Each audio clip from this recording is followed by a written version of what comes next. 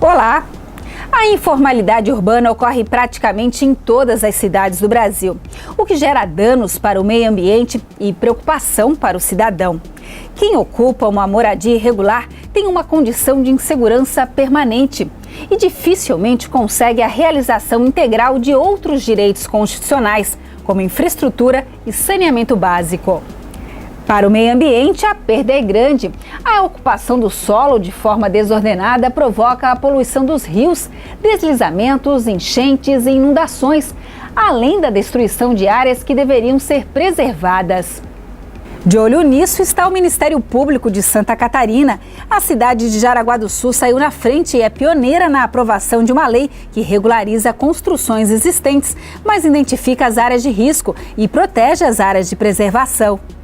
Então, essa lei municipal, esse trabalho que a gente conseguiu concluir, essa metodologia desenvolvida, a importância que eu vejo nela é oferecer uma solução segura, relativamente segura, uma solução que traz equidade, uma equivalência de tratamento para as pessoas e respeitando integralmente o que diz o novo Código Florestal.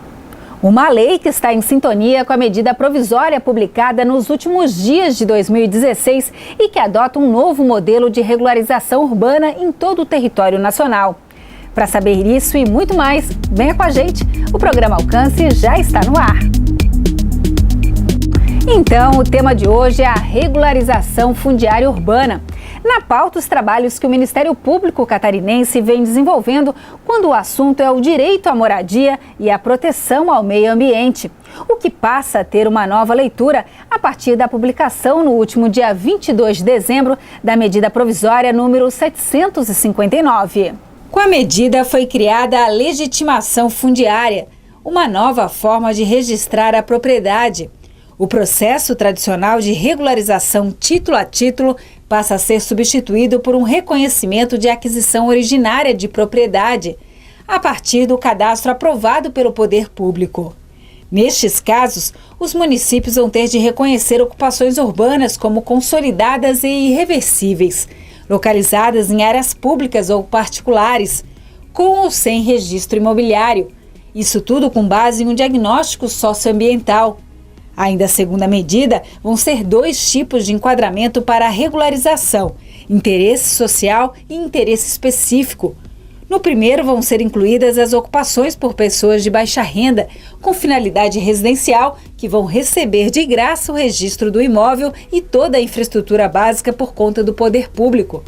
No segundo caso, o particular deverá custear toda a infraestrutura a ser definida no projeto de regularização da região. Bom, essas são só algumas mudanças que a medida provisória trouxe. Mas para detalhar esse material, eu recebo agora o promotor de justiça Paulo Antônio Locatelli.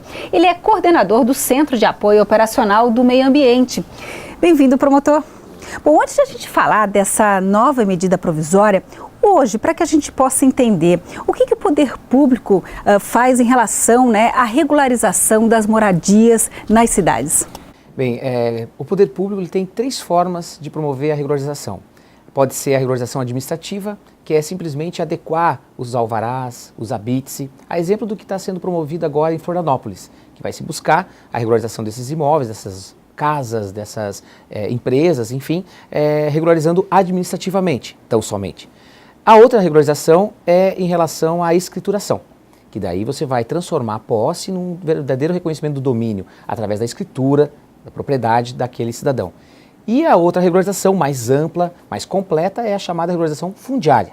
E é essa que a medida provisória e as legislações como a Minha Casa Minha Vida tentavam incentivar, porque é muito mais interessante você promover a regularização macro, a regularização fundiária, do que simplesmente adequar um imóvel à realidade administrativa ou à questão do próprio registro. Promotor, quais foram as principais inovações trazidas na medida provisória número 759 na regularização fundiária urbana? Bem, ela trouxe algumas inovações, manteve algumas matérias que a Minha Casa Minha Vida já tinha trazido quando da sua criação, mas radicalmente ela mudou o conceito de área urbana consolidada, abandonou esse conceito e passou a trabalhar em cima de uma outra determinação que é de núcleo urbano informal consolidado. E isso nos preocupa, tendo em vista que antes havia um conceito sólido do que é área urbana consolidada, que tinha que ser uma área com densidade demográfica considerável, tinha que ter rua, tinha que ter das 5 infraestruturas básicas, como luz, água, saneamento, coleta de resíduos e drenagem pluvial. Hoje não. Hoje o conceito é vago e cada município pode determinar qual é esse núcleo urbano informal, que se contemplaria áreas irregulares, clandestinas, passíveis de regularização. Essa é a grande mudança. E os marcos temporais foram mantidos? Os marcos temporais também foram alterados. Antes havia marco ocupacional, por exemplo, para poder regularizar áreas que incluíam áreas de preservação permanente. O marco temporal jogava lá para dezembro de 2007. Somente quem tinha ocupado até aquela data poderia se tornar poderia se fazer a regularização fundiária. Agora não, esse marco não existe mais. Também existiu um marco para poder diminuir o tamanho do lote. Nós todos sabemos que o lote mínimo aceitável a nível nacional é de 125 metros quadrados. E só se aceitaria menos que isso antigamente até a lei da Minha Casa Minha Vida, quem tinha ocupado até essa data. Hoje não. Hoje o marco é único, é o dia que entrou em vigor, dia 22 de dezembro de 2016, a medida provisória. Então, são todas as ocupações em APP ou lotes menores que o tamanho mínimo legal até a data que entrou em vigor a medida provisória serão passíveis de regularização. Essas são as principais mudanças. Promotor, e com essas alterações na regularização fundiária urbana, como é que ficou o conceito de área urbana consolidada? Bem, esse conceito foi, vamos dizer assim, retirado do meio jurídico, essa rigidez que tinha, que você precisava preencher certos requisitos que estavam lá no artigo 47º da Minha Casa Minha Vida, não foram contemplados agora na nova legislação. Então, o município pode, por um lado é importante que vai fazer com que o município crie instrumentos legais e uma logística para promover a regularização fundiária no âmbito da sua cidade. Mas ele vai criar conceitos próprios do que ele vai considerar como núcleo urbano informal consolidado.